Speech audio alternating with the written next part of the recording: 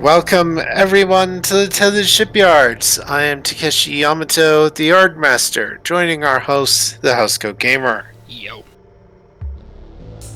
Today we are covering our next Systems Alliance starship from in this series, the Everest-Class.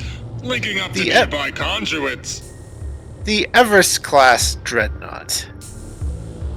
Yeah, the voiceovers in this are a little obnoxious.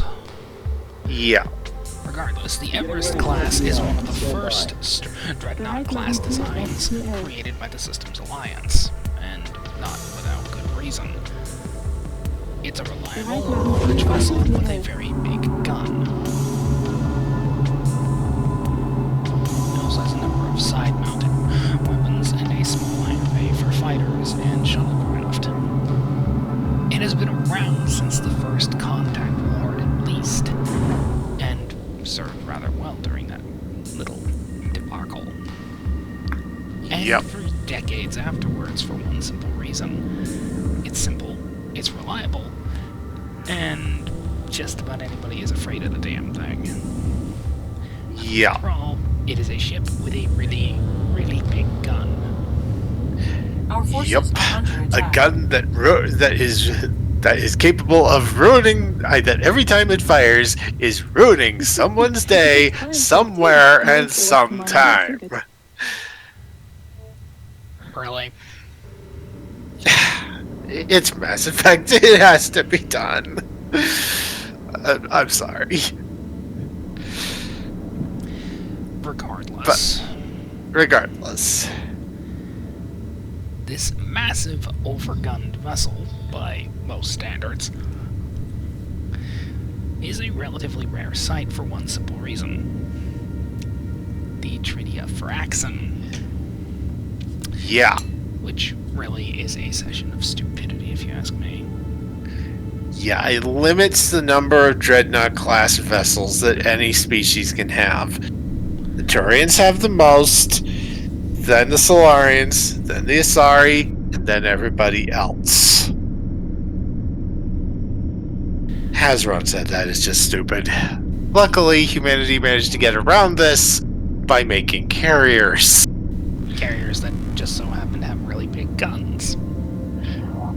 Yeah. Sure, the Turians are glaring at it, but the primary weapon of those carriers happens to be their fighters, not their big spinal guns. So... yeah. We will get to carrier-class vessels later. Yes. Regardless, for now, Everest is the basis for every single vessel of the Dreadnought class used by our friends in the System Alliance. Even the carriers are based on this thing to a point. Yep. So, let's work to stat this thing. Entered service date... First Contact War, so... 2150s? Yeah. We'll say 2153... 2154. It's a big ship. Yep. And... I'm thinking scale 6. She's big enough. Yep. So that gives us a total of 47 points to work with. She is not gonna be a fast boat.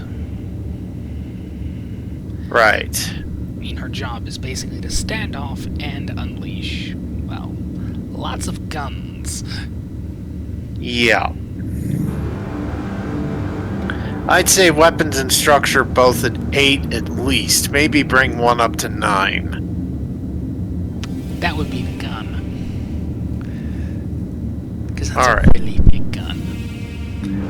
Alright, so currently we're at Comm 6, Computer 6, Engine 6, Sensors 6, Structure 8, Weapons 9. Do we want to drop engines to boost any of the other systems? Communications. These ships do often serve as command vessels. In fact, that's kind of what dreadnoughts are made to do. Alright, Engines 5, Comm 7. Department modifiers. 1 point in command, 1 point in security, 1 and at 1 point command, 1 point security. You could add a second point to either, or add a point to engineering or science or medicine, probably engineering. Command. I mean, Alright. seriously, flagship. Alright. 2 points in command, 1 point in security. Weapons, we have mass accelerators and disruptive torpedoes as per usual. And for talents, command ship, rugged design, Enhanced shields. like command ship, rugged design. I was thinking secondary reactors at least, but advanced shields could work too. Yeah, it's gonna need them. And the ship is big enough to have the reactors. Secondary reactors and advanced shields. That leaves room for a mission profile talent and a free talent. And for special rules, we have the usual one. The Guardian Array and Mass Accelerator versus Nav Deflector.